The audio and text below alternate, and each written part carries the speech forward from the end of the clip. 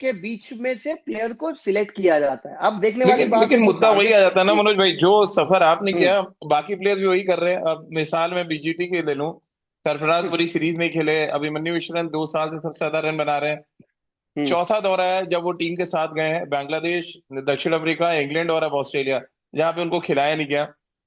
कितने मनोज तिवारी यही। और देगी टीम इंडिया? एक मनोज तिवारी का दर्द तो हम सब समझ पा रहे हैं, देख पा रहे हैं, एक करुण नायर को हम समझ पा रहे हैं, एक विजय भारद्वाज को समझ पा रहे हैं।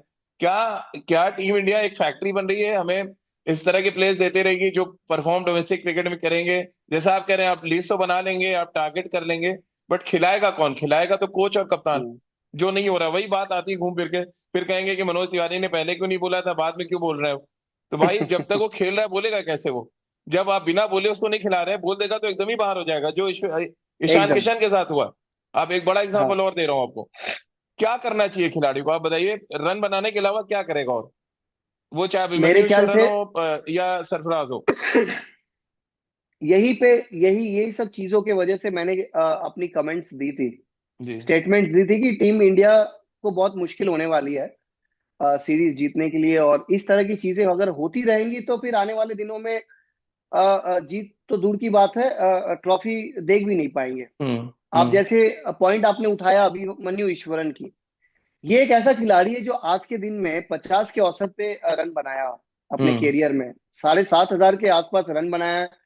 इंडिया ए के कप्तान रहे हैं। जितने भी सीरीज होते हैं, घरेलू क्रिकेट होती है, रणजी ट्रॉफी बोल लीजिए, इस जोन दिलीप ट्रॉफी बोल लीजिए, ईरानी ट्रॉफी बोल लीजिए, इंडिया ए का होके जब इन्होंने खेला तो हमेशा रन बनाया, डबल हंड्रेड बनाया। वो जब ऑस्ट्रेलिया जाता है, जब टेस्ट टीम में चयन होके जब ऑस्ट्रेलिया जाता है, तो ऑब्वियस सी बात है, जब रोहित शर्मा नहीं है तो ऑब्वियस चॉइस यही होना चाहिए। एग्जैक्टली exactly, जी।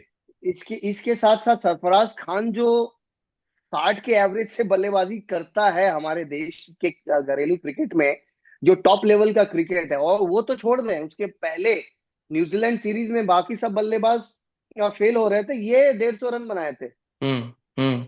तो आप अपने नजरिए से आप सोच लेते हो कि इसका ये खेलने का अंदाज है, ये नहीं, सक्सेस इनको नहीं मिलेगा। हम्म। इनको मतलब मौका देने से पहले ही आप अपने अनुमान लगा चुके हैं कि ये रन नहीं बना पाएगा। अरे चले, नहीं बनाए कोई बात नहीं है, लेकिन उसका पहला प्रेफरेंस तो ये दोनों का बनता है। हम्म। हम्म। आप मुझे बताएं, देवदत्त पडिक्कल को कैसे आप स्क्वाड के बाहर से लेके आके आप उसको टेस्ट मैच खिला देते हो, जहां पे हम्म। आपके पास अभिमन्यु ईश्वरन जैसा प्लेयर है। आप उसको भी तो 3 नंबर खिला सकते थे। हम्म। हम्म।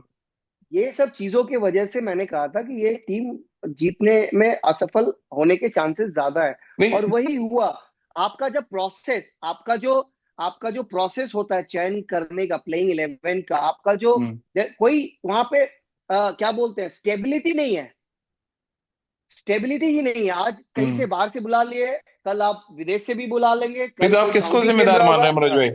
किसको मान रहे हैं आप? कोच जिसने है जिम्मेदार, जिसने कप्तान है, कौन है? जि, जि, जिसने जिसने ये अपना सोच दिया होगा कप्तान को, या कप्तान अगर बोले होंगे तो कप्तान को पकड़ना चाहिए, अगर कोच हम्म। बोला होगा तो कोच को बोलना चाहिए।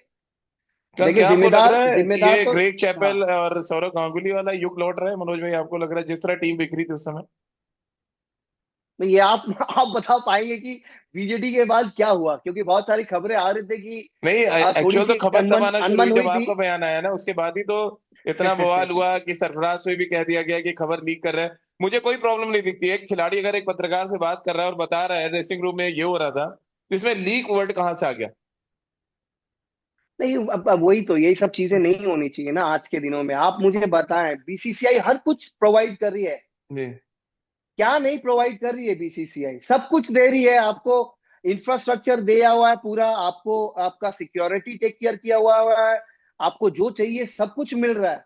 लेकिन गलती हो कहाँ रही है जिसकी वजह से हम लोग सीरीज नहीं जीत पा रहे, आईसीसी ट्रॉफी नहीं जीत पा रहे? हम्म। वो सारी चीजें को बहुत फाइन देखनी जरूरी है, एड्रेस करनी जरूरी है। और हम्म। ये सब जब तक आप एड्रेस नहीं करोगे तब तक जीत बहुत दूर हो जाएगी हमारे नजरों से। आपका और हम लोग दुखी, भैया हम जी लोग जी, दुखी आप बात कब करिए। मनाते हैं आप बताएं? जी। आप बताएं, हम लोग सबसे ज्यादा दुख कब होते हैं? जब विश्व कप फाइनल में हम लोग ऑस्ट्रेलिया के सामने हारते हैं। जी। जब हम लोग आईसीसी ट्रॉफी, चैंपियंस ट्रॉफी अभी होने वाली है, जब बीजीटी जब हम लोग हारते हैं, तब खेल प्रेमी जितने हैं सब सबसे ज्यादा दुखी हम लोग तब हम्म। होते हैं, इमोशंस तब निकलती है। अरे भाई, ये इमोशंस के लिए प्रोटेक्ट करने के लिए आप क्यों नहीं, आप ये सब चीजों को एड्रेस कर रहे हैं?